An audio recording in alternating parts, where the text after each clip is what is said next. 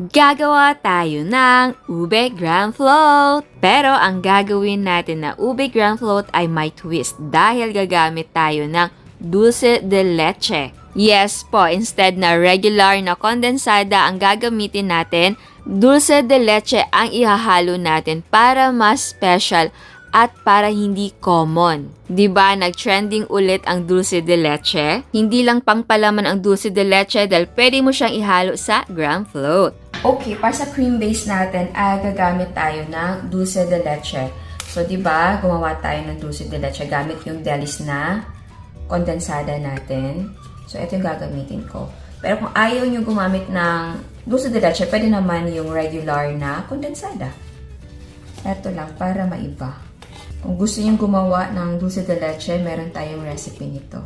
Tapos, meron tayong all-purpose creamer. Ito ay chilled overnight, pero mas maganda kung mas matagal. Minsan, hindi siya ganito kahit chilled overnight na.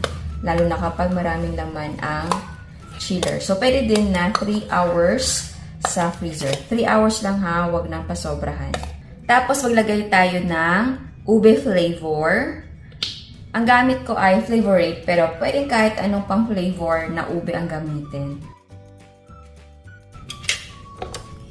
So, i-mix natin ito for 6 minutes, full speed.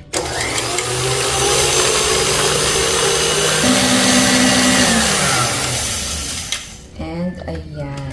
Kung tama na sa inyo ang lasa ng ube, pero kulang sa inyo yung kulay, pwede kayong maglagay ng violet na food color. Ayan. So, eto na po siya. So, ngayon ay mag-assemble na tayo. Okay, so eto din yung lalagyan natin. Again, pwede kahit anong container or packaging. Tapos, optional, dahil may extra pa tayong dulce de leche, magpapahid ako sa gilid. Ayan, pahiran natin ng dulce de leche.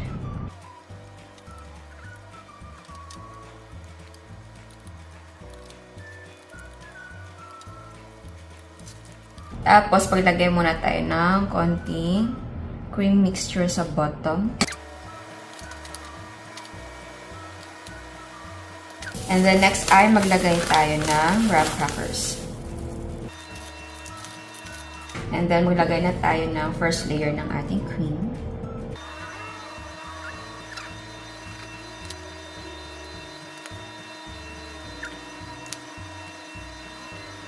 And then, maglagay tayo ng second layer ng ating graham. And second layer ng ating cream.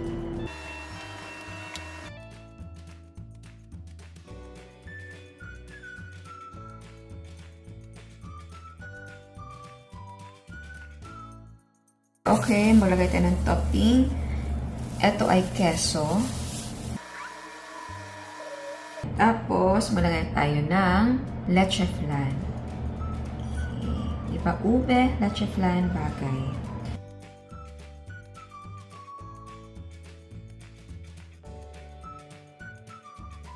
Optional, meron akong caramel syrup dito.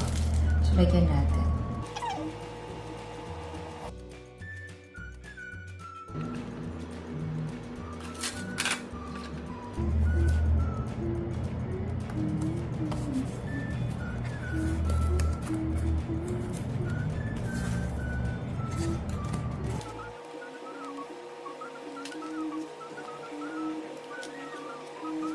At eto na ang ating ube grand float na may dulce de leche.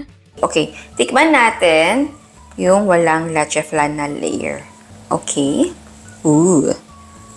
Ayan.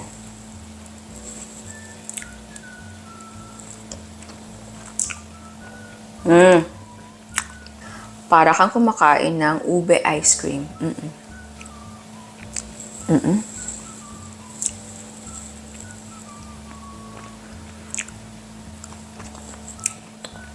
Ay, nam-nam.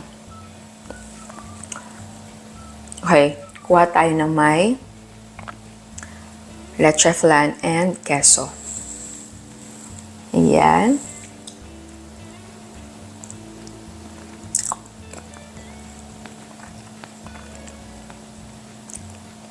Ang sarap. Pero okay lang din na walang leche flan, ha? Dahil pang topping lang talaga siya. Pero, kung meron, kasi maganda siya tignan kung meron. Pero kung wala, walang problema.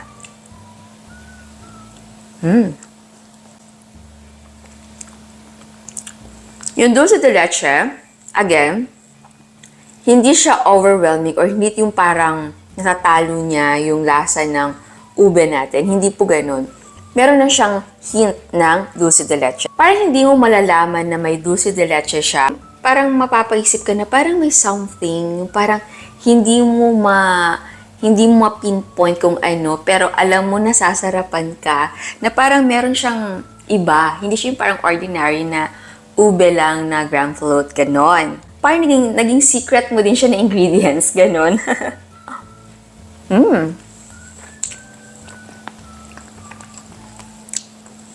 Kaya kung wala pa kayong pang dessert na naiisip or pang negosyo, eto na po.